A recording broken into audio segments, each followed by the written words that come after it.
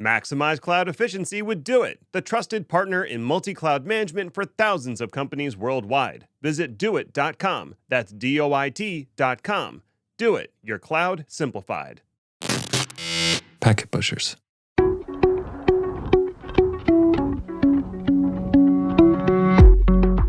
Welcome to Day 2 DevOps, where the dev oops is in the details. I'm Kyler Middleton, and on Day 2 DevOps, we explore those details and how you can learn from the mistakes of others and build a solid DevOps practice on Day 1 and beyond.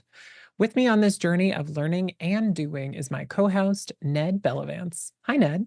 Hey, Kyler. Today on the show, we talked to Jen Stone from the SecurityMetrics podcast, and we talked about regulatory compliance, which don't back away. I swear, it's actually fun because we make compliance friendly and creative. And we also talk about remaking the auditing game by leading with kindness and empathy. Jen hosts a podcast for SecurityMetrics where she talks to anyone she can about cybersecurity, with a particular focus on tearing down walls for new learners. She challenges those who nihilistically say that you're going to for sure get breached and there's nothing you can do about it, because that's not true. Jen is an avid supporter of the arts and runs the largest aerial arts competition in the world, and also enjoys a great scotch, which we definitely get into. With no further ado, Jen Stone. Hello, Jen, and welcome to the podcast, to Day 2 DevOps. I'm so excited you came on. Thank you. I'm so excited. So in researching you ahead of this podcast, I ran into your LinkedIn, and your headline is Technical Security Assessor, which makes sense. That's the stuff that I knew. Writer, speaker, podcast host. Yep.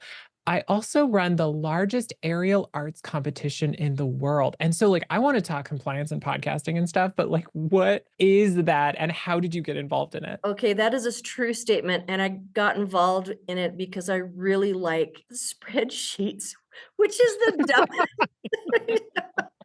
I know that's a ridiculous answer, but also there's this really cute guy who is the head rigger for Aerialympics. So this show about, it is now just starting its 12th season. And I bought the show about 2.5 years ago. But I've been involved since the second year. And what happened was my kids, who I got to say, usually get me involved in all of the adventures. So 2 of them are aerial artists, and one of them was competing, and both of them do rigging. And so anyway, they dragged me to this competition and then helped with the loadout and all these things. So long story short, I decided that I liked the people that were involved in circus arts. Mostly it's people who are kind of on the margins. They're not in the standard sports. They're not in the standard dance. They needed to find a place where they belonged. And that was in circus related things. And so Aerialympics is a way for people to get together and compete. The competition is, I think, less important than the networking and the growth and the friendships, because the circus world is pretty darn small.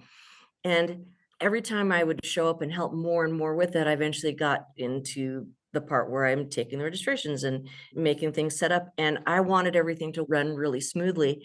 And by the time the founder was ready to move on to different things, I wasn't ready to let go of the show, because I thought, this is not as smooth as it could be. We could maximize these processes. So The spreadsheet knowledge coming out, the spreadsheet passion. Exactly. So I bought the show, and it's turned out to be a ridiculous amount of work, but also really fun. So we have about 5 regional events that happen around the US every year, and then a national event that happens in Kansas City. But we have international people. We have people compete both in person and virtually, which we call it in the wild, all over the world. And so it's really fun getting connected to all these amazingly creative people, the kind of people who focus their lives on physical movement and interpreting the world through, their creative dance and the very, very physical, like Cirque du Soleil type movements that are involved with it. It just gets your motor running a little bit, I guess. Let me tell you, Jen, I'm not going to lie. I lost about an hour of today on YouTube watching various aerial Olympic events. And I had to cut myself off. Otherwise, I would have never made it to the recording on time. Absolutely relatable. No, that's another one of the fun things about it is I get to go and just watch all of the amazing things. And I'm supposed to do math at the same time, but I'm getting it automated. So I have this lovely group of developers that are automating all the things so that I can just sit and enjoy it And then I'll probably feel useless if I don't have to frantically do spreadsheets throughout every event, but it'll teach me to relax a little. Well, I mean, isn't that the dream of all operations and technical disciplines is to automate all the boring stuff so you can just enjoy the cool stuff? Hmm. It is. We never quite get there. No, we don't, because sometimes the minutia's fun. I love this audience because I can actually say that I love spreadsheets without pretending I'm being ironic because it's real. Oh, for real.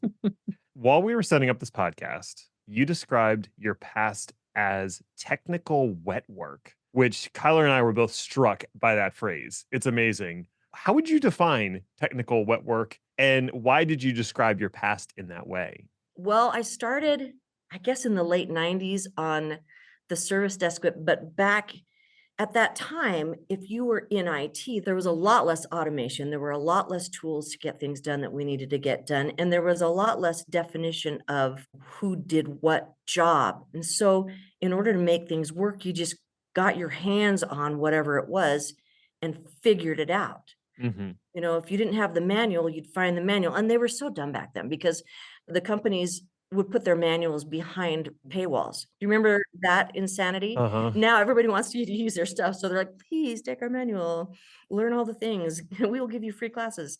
But at the time, you had to go basically steal their information in order to fix the stuff, right? So it was a very hands-on time just figuring it out. DevOps didn't even exist. That's something that didn't come along until quite a few years later. And so it was fun trying to figure things out and make things work. And there was a lot of opportunity to cross those role definitions and learn kind of a little bit of everything.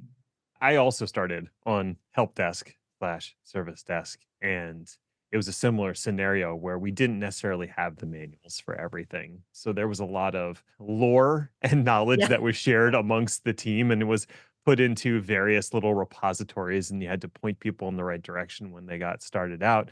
And God, I hope it's easier now, but I can't guarantee it because there was a lot of proprietary systems. And even if they had wanted to give out the manuals, the company might not exist anymore. Right.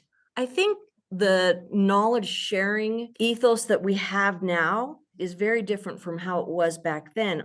Because if you remember, a lot of people wanted this special knowledge in this special jobs that other people didn't know, right? And so if you weren't part of their club, there was a lot of gatekeeping. Mhm. And there was a lot of, I don't know, fear that if somebody else knew the things that then they would lose their job. It was a different time. Now everybody wants everybody else to know the things so that we can all pitch in and get the work done and figure it out. And it's not just on one person. But I think there was a lot more of kind of the hero complex back then. You definitely still find it at certain organizations. Yeah. But I think as just a general umbrella of all of IT, we think we've acknowledged that sharing our knowledge is better than building up these silos. I mean, that's the whole DevOps movement was in part about tearing down these silos and Yeah. sharing information across disciplines and Exactly. sort of erasing these hard lines that we built up over the previous like 10, 15 years of doing IT and operations. Yeah. Look at us now. Everything's perfect, right? Everything's great. All the problems are solved. We're so good at stuff. I think the other interesting thing recalling that time was when DevOps first started being a thing. I remember being tasked by it wasn't a CISO, but it was somebody, some VP of something, told me that we needed a definition of DevOps so that we could hire a role of DevOps. And that whole struggle about what it even means, and is it a person or is it a role or is it a way of looking at things? And I'm not sure we still have all of that figured out. Mm-mm. Step 1, check all your PowerShell scripts on your C drive into a Git repo. Step 2, good luck. Well, I thought good luck was step 1. No, you got to get in source control first. Oh, okay. Like check your luck in a source control too. That can only help. Mm.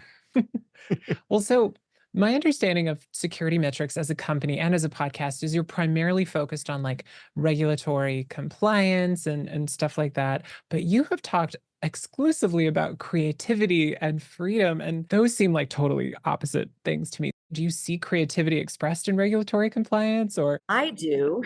Okay, I would love to hear about that.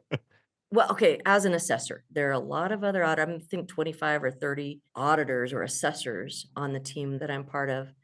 So we're not one of the biggest companies, but we definitely are a name, I guess, in PCI, but we do other types as well. And through that's, I guess, 10 years now that I've been here almost, I've noticed that there's a couple of different types of auditors. There's the old school one that is trying to find something wrong and make you feel bad about yourself. I think we've all run into those, cannot Mhm. stand that kind of attitude because it doesn't help security. So my whole perspective is I care about operations because I've lived it. Things have to run. You can't go in someplace and say, compliance says this thing, and so you have to change how you operate. That's insane. Number two, I care about security because that's the whole purpose. Why do we have compliance if not to lend support to or confirm our biases about security? And so I think a lot of assessors run into that. There are assessors who don't have a technical background. Mhm. If you don't have a technical or operations background and you go into a company and you have to assess them against a standard, all you're left with is the ability to go through the questions and check the boxes. Do you have this? Show me this, check the box. There is no creativity there because you don't understand what you're looking at, quite frankly. And people who don't have the technical knowledge, they can gain it if they choose. We all did it. We've all gained it. We've all gone and learned things, right? But if all you're doing is going, I am going to check the box of this standard by seeking a specific piece of information, first of all, you don't know what you're seeing. You don't know if you're improving security. And second, probably you're upsetting every single good technical person you talk to. So sometimes I'll get asked by colleagues or our audit team meeting will be something along the lines of, I have a customer that's really mad right now and I can't get this team to talk to me or this information or they're giving me this. Almost always it's because they're asking for something that has very little hold on reality in the systems that they're looking at. Let me give you an example. PCI is written as if you're doing an old time legacy server farm type installation, right? Who has that anymore? I mean, some people do, some banks do, but that's typically not what we see anymore. Typically, we're seeing a lot of cloud-based environments and we're seeing service layer environments where you don't have your standard operating system, even as a virtual type operating system in this environment. And so if you go in there and you ask for something specific to that type of environment without understanding the threat behind it that created that requirement, you don't have any position for a creative conversation. But if instead you understand what is the threat that we're trying to address with this, what are the different ways that we could maybe work with this? You tell me because you know your systems far better than I do. And if you know your systems and you care, chances are good you have met the why of the compliance question. It's the intent behind the regulation Yes. that you, as the interpretation layer, as the assessor, you can use your creativity to go, well, what was the intention behind here? Mhm. Why does this regulation exist? What are we trying to protect against? Are the controls you've put in place sufficient to protect against that concern? Yeah. If so, I mean, I'll tick the box because the box is there, but I know that you've covered it in a way that actually manages the true risk and not the theoretical risk. Right, exactly. Is there something specific that we have to observe and write about? Yes. Again, let's, I guess, stick with PCI because it's a good model for talking about compliance. We have basically 500-page reports now that we have to write, and we have to say why we saw these things and what we looked at and what the observations were. Well, instead of upsetting the dev team by asking for the very prescriptive checkbox things, I'll say, tell me how you meet this specific threat. And then the more you get interested in and honor the way they do things and can parse out the security and compliance parts of that just from the conversation, the more fun the conversation is because people are usually pretty excited about what they have done and what they have in place. Yeah, I had to do some PCI DSS work when I was working for a university. We were setting up a PCI environment for the bookstore because people would make purchases at the bookstore. And so that had to be compliant. And at the time, containers weren't really a thing yet, so we didn't have to worry about it. But if I think back about the standards that we had to follow, especially around operating system patching and stuff, Mhm. if we happened to be running some of this stuff on containers, Yeah. like the patching methodology would have been vastly different, and we would not have been able to check the boxes that were in the PCI form unless we had an auditor who understood, oh, Mhm. okay, well, when you need to patch, you don't go and install the updates on the container. You roll out a new image that has the patch on it. Mm-hmm. Right?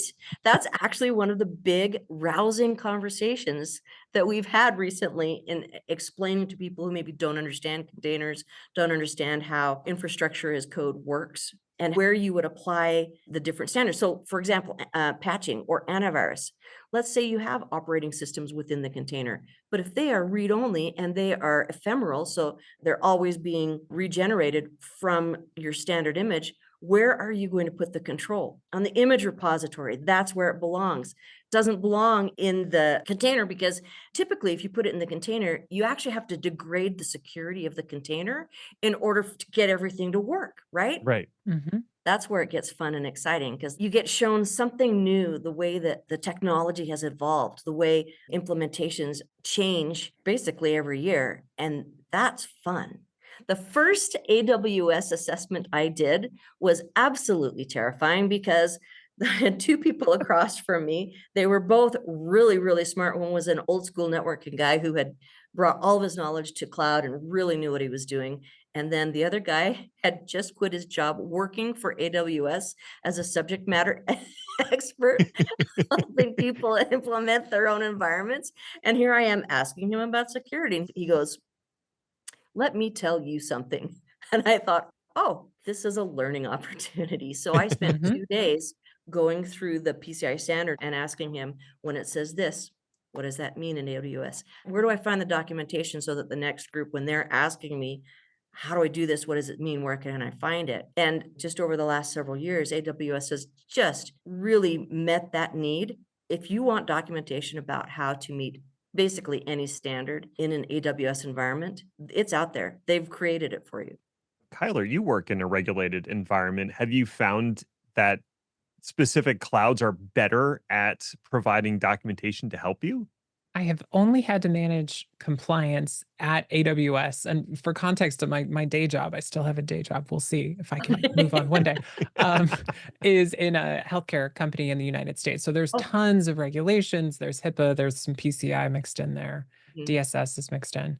And I've been able to find what I need online, which is super cool.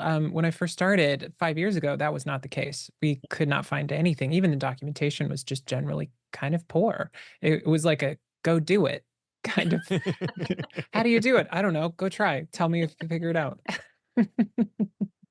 Yeah, that is true. It's been a really explosive generation of these documentations just in the last few years. And that's been an amazing help, not just for me as an assessor, but for the people who are trying to meet these things.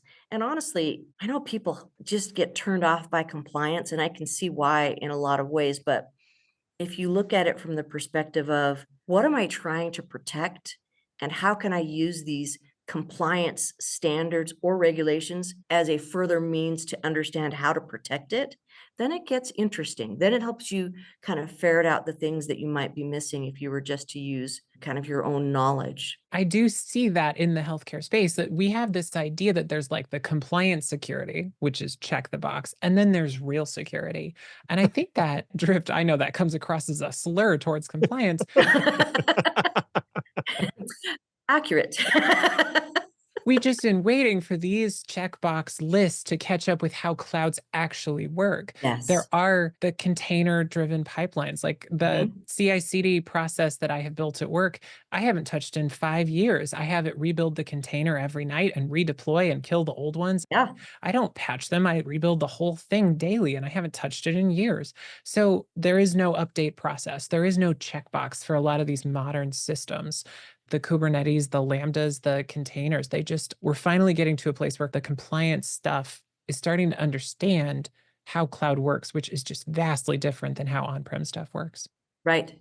And there are still gaps. And so something that I always tell people who are struggling with this especially with auditors who don't get it, is that the better you are at understanding how your systems work, what the security is, and how you can create some sort of a mapping or a corollary for people who don't get it, the easier it's going to be for you to pass things without headaches. If you don't really know your systems well enough to explain them, or if you don't understand the problems that they're trying to solve in whatever compliance you're trying to meet, there is going to be that gap, because you can't expect the auditor to close that gap for you. And as unfair as it sounds, you have to know their job well enough to apply your systems to their solution, right? Rather than vice versa. That's an interesting way to look at it, because when auditors would come in when I was working in private industry, it was a very adversarial relationship, or it felt that way.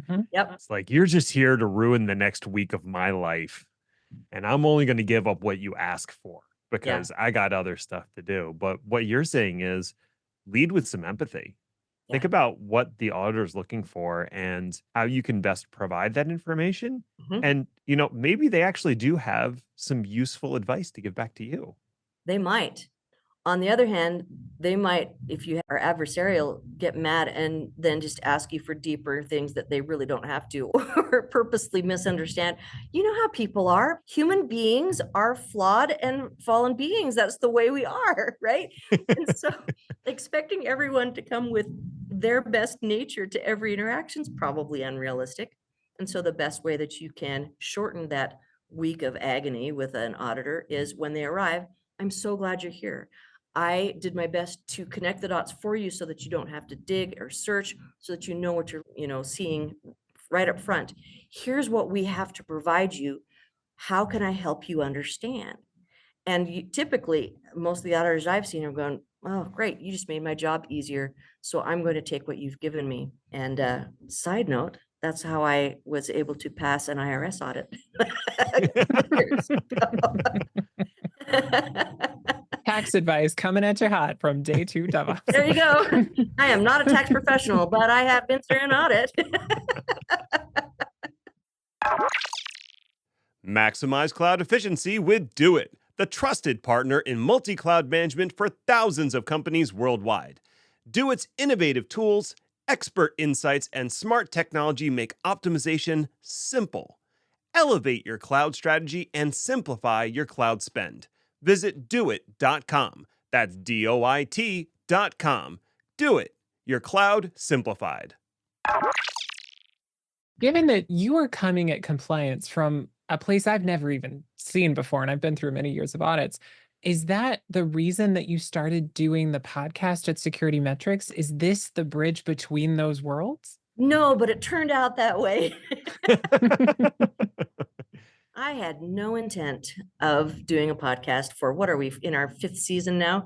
Marketing tends to look at things and go, hey, we'll try this, or we'll try that. Or, here's a new effort we're doing. And so when they came to the audit team and said, we want somebody to do some podcast episodes for us, but we need somebody who knows technical things, because nobody in the marketing team can actually lead these conversations. And everybody turned and pointed at me.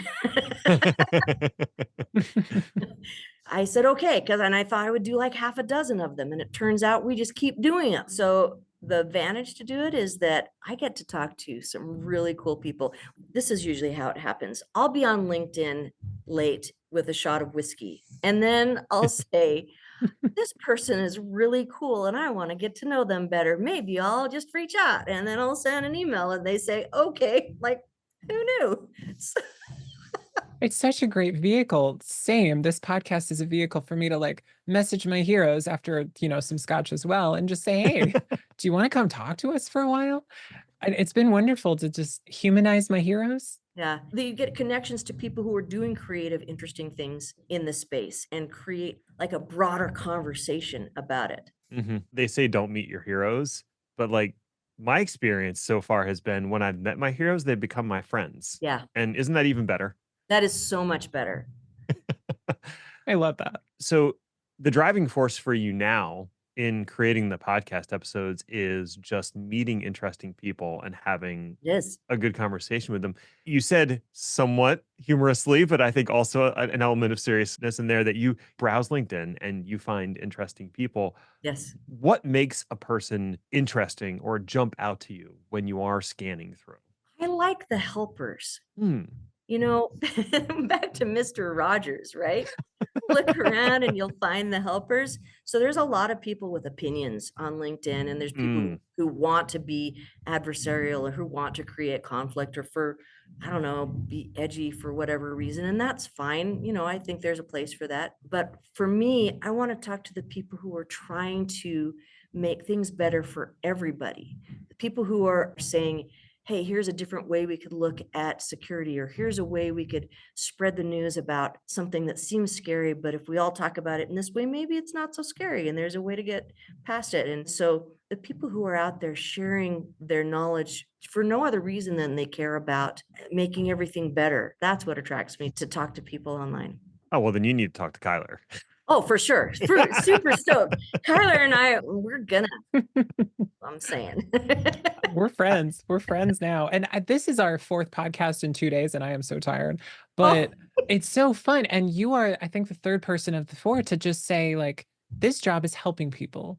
yeah. This compliance is helping people. DevOps is helping people. And I love that frame of the world because it knocks down barriers for people and it opens the doors for others. And that is just important as a human person. Like, I love it. So thank you Yes. for what you do. That's wonderful. I was really fortunate. I've got a pen tester here at SecurityMetrics that I've talked to on my podcast twice now. Our first conversation was the human side of things, like how you feel like you're not good enough to do your job and how you get past it and how you become, you know, a pen tester in the first place. And then the second one was, what even is a pen? Like, and everything he does is about being human, which is so counter to some of maybe the tropes that we have out there about penetration testing and how it's very, you know, cold, that the people in it are not approachable, which is exactly opposite to my experience. Is people who are in pen testing actually care a lot about making things better. Right. They're not just there to burn down the world. No, exactly.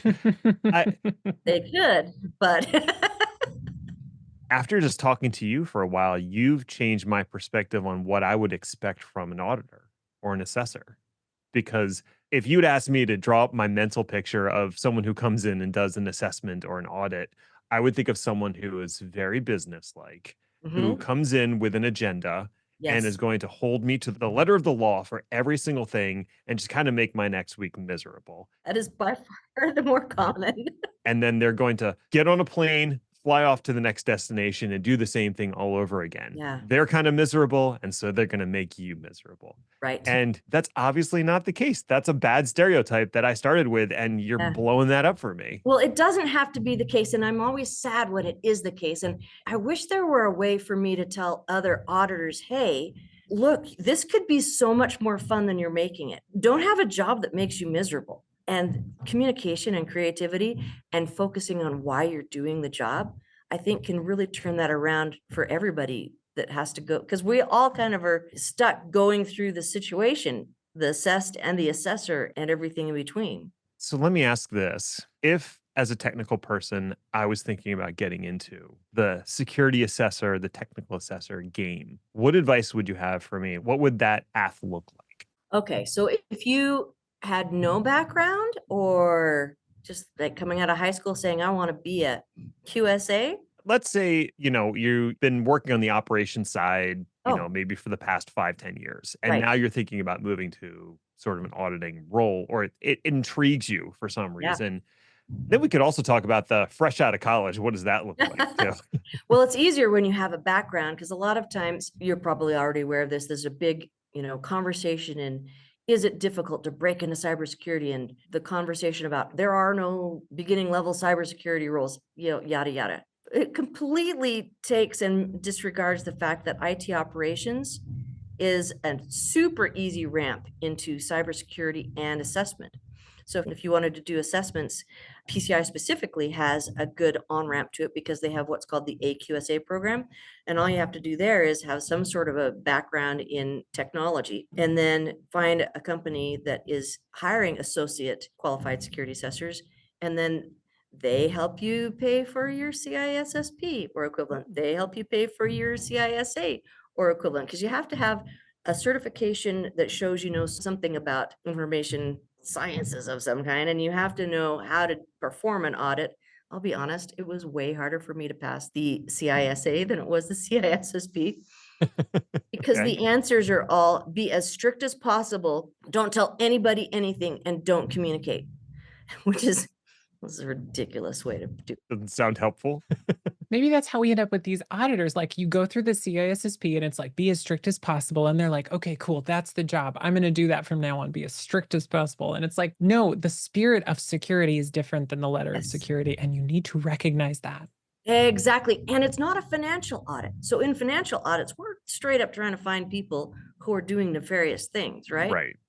But in a security audit, we're just trying to find the holes that the bad guys can get through.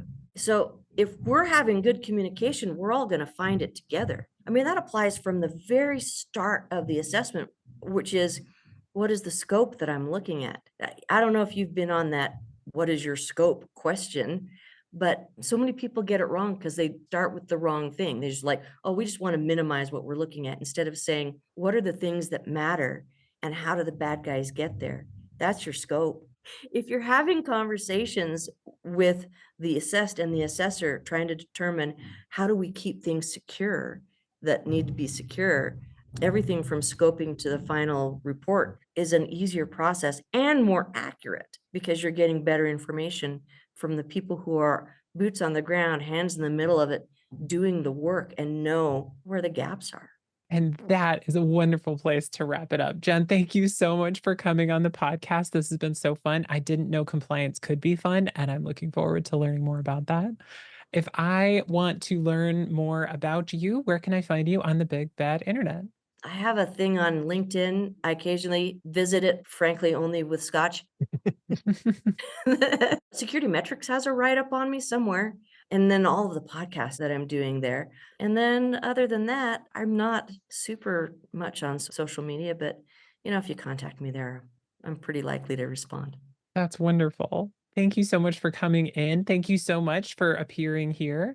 And virtual high fives to you, dear listener, for tuning in. If you have suggestions for future shows, we would love to hear about them. Really, we would. Hit either of us up on LinkedIn or send some feedback via packetpushers.net/follow-up. If you have got a way cool cloud product you want to share with our audience of IT professionals, become a Day 2 DevOps sponsor. You'll reach several thousand listeners, all of whom have problems to solve. Maybe your product fixes their problem.